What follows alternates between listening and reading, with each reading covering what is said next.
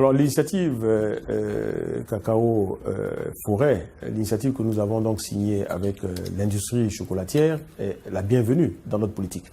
Elle s'inscrit, je dirais, en très bonne place dans notre politique. Pourquoi? Parce que une des principales raisons de la déforestation, c'est la cacaoculture. Donc nous devenons des partenaires dans la préservation non seulement de la cacaoculture, mais la préservation de la forêt. La cacaoculture représente 10% donc, du PIB de ce pays, mais également 30% des recettes du pays et fait vivre 8 millions de paysans donc, qui font du cacao. At independence, our population was roughly about 6-7 million. Now we are thinking of about 25 to 27 million people. And most of these people are on the land. Le cacao, pour moi, c'est ma source de revenus. Voilà, c'est le cacao, il fait tout.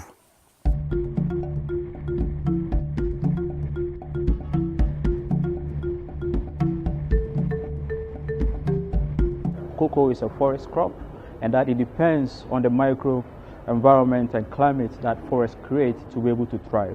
So, to two-tone, we see deforestation as a threat that needs to be addressed as quickly as possible with urgency to ensure that cocoa and forest will coexist, and for future generations will be able to produce cocoa to feed the industry.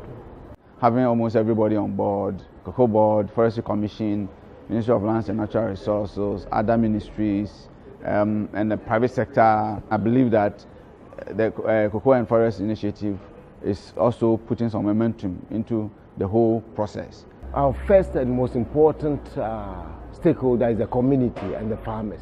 First thing I do when I go to communities is to identify those who are already motivated. Once you get them, then you put the problem before them. What do you think should be done to solve this problem? They are likely to give you some. And then you may also have your own ideas. Then you add on to it and say, look, let us try it and see whether your proposal and our proposal work.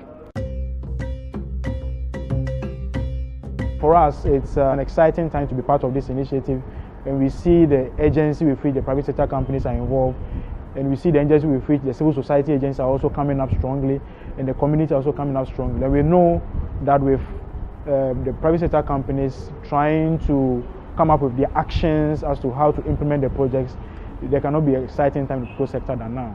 Government is addressing this in various fronts. First, we are looking at policy and law enforcement. We are putting in place strategies to enforce our existing laws, and where the laws are not potent, we have to review them to make them more punitive for people not to engage in illegal activities. We are also doing some policy reforms in the area of tree ownership or tree rights. Currently, our laws do not allow farmers to use trees that they do not grow because every tree in Ghana is vested in the state.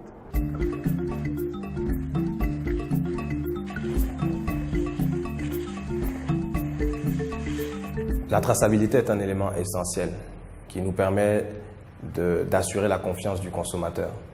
Le consommateur veut savoir d'où vient le cacao qu'il achète. Nous avons lancé un vaste programme de géolocalisation de nos producteurs. À ce jour, 60% des producteurs qui participent à notre chaîne de valeur ont été géolocalisés. Et sur la base des chiffres dont nous disposons, nous sommes en mesure d'apporter à nos consommateurs l'assurance que le cacao qu'ils consomment n'est pas issu de zones déforestées. Mapping is a critical thing if you really want to deal with deforestation, because I mean we have various players within the same system, right? And farmers sometimes subscribe to various traders. So if you don't have a data in place that gives you accurate estimation of the farmer's yield, you know, you end up pushing the farmer to source from protected areas. Obviously as Olam we take very seriously obviously the whole issue, and we've issued a new landscape policy which is really working in partnership with governments in all the origin countries where we're present to work against deforestation.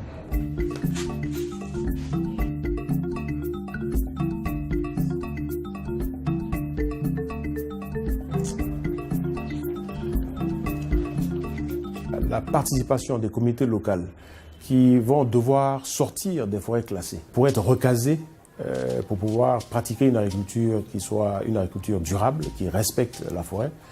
Il va falloir pouvoir allier l'agroforesterie avec l'existence de la forêt. Parce qu'il faut recouvrer la forêt, c'est notre intention. Nous devons recouvrer 20% de notre superficie en forêt. Le plus grand défi pour nous, c'est la mobilisation des financements.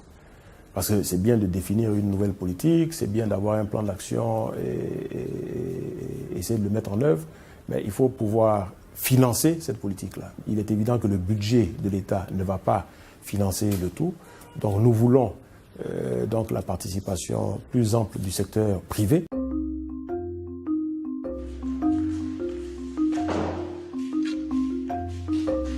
There is a future for forests in cocoa, so long as there is commitment from government, there is commitment from industry, and traditional authority and local communities are fully engaged.